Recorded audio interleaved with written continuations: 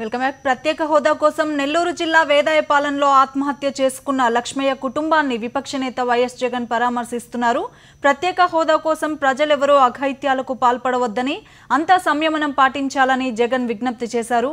ప్రజలంతా తమ తమ నిరసనలను వివిధ రూపాల్లో తెలియజేసి కేంద్రంలో కదలిక తీసుకురావాలని సూచించారు. ఇందుకోసం అంతా కలిసి పోరాడదామని అన్నారు.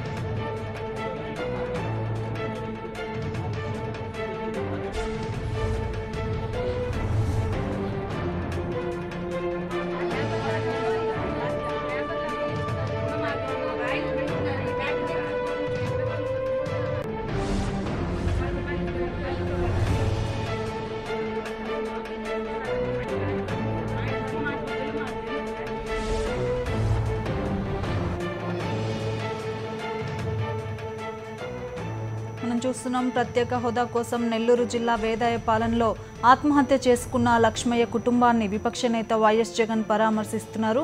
ప్రత్యేక హోదా రాదేమో అన్న అనుమానంతో లక్ష్మయ్య ఆత్మహత్యకు పాల్పడిన విషయం మనకు తెలిసిందే. దీనికి సంబంధించి లక్ష్మయ్య సూసైడ్ నోట్ కూడా రాశాడు.